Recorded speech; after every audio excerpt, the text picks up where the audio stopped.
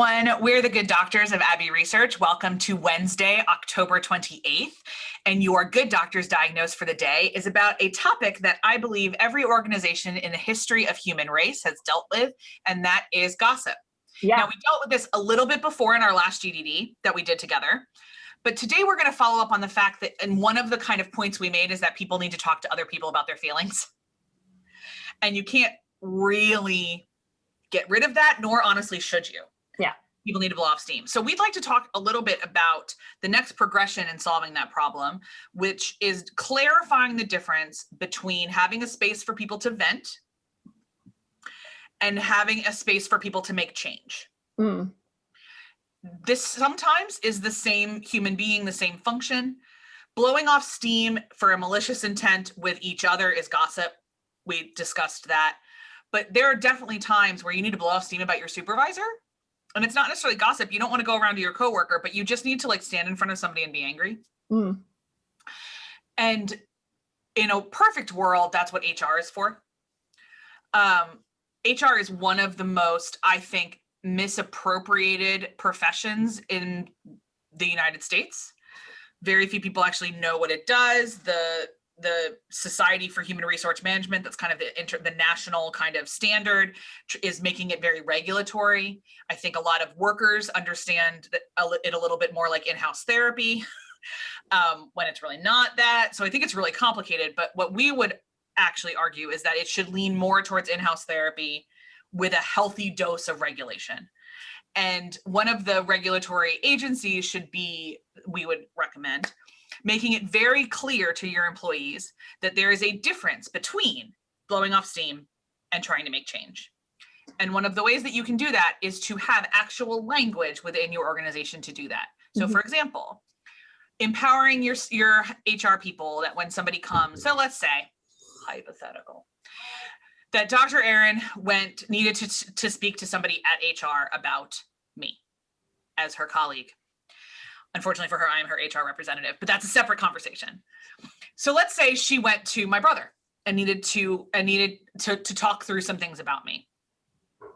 They could have a really big conversation. Brian could ask Aaron a whole lot of follow-up questions. Aaron could just be really honest and say, this is how I feel about things going on.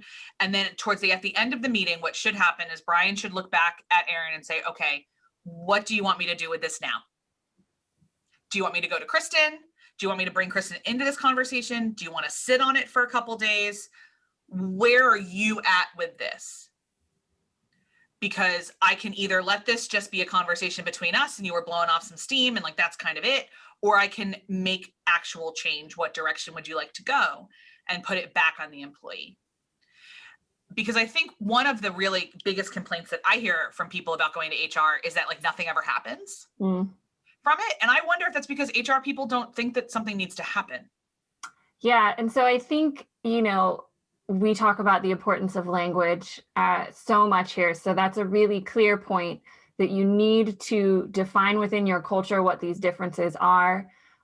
If it's writing it down, if it's making it, accessible, whether or not it needs to be a policy necessarily, but written, we always advise having things written down clearly. Have something be, a document that your employees have read and signed, because that also builds accountability as well as trust. So language and communication goes both ways. And part of building that successful culture that has that trust and built into it is knowing your employees, knowing that they can communicate to you helping them learn how to, because it might not be a skill that they have, and that you communicate to them as well, so that there are these clear boundaries. I'm picking up all the Brene Brown words, I realize, from the reading that we're doing. So thanks, Brene. There are clear boundaries for what these conversations can look like and should look like, and that there is a space for the complaining, for the blowing off steam, that is comfortable. Yep. And that is not punitive. Yep. Because, we need to have those opportunities without, and that's really tricky because you can't, unhear somebody's perspective or thoughts.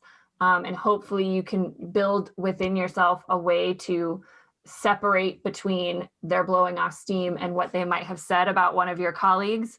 Yeah. But it's really important that it's not punitive, that they know there's a place where they can go and say that without the fear of it being repeated to other people, or shared around the office, or, made into an example as what not to do or what to do in a situation, which we've all seen those things happen, which is why we have a lot of caveats to this. But I think communication language and making sure that you're not punishing people for their thoughts and feelings goes a long way to building that trust. Absolutely.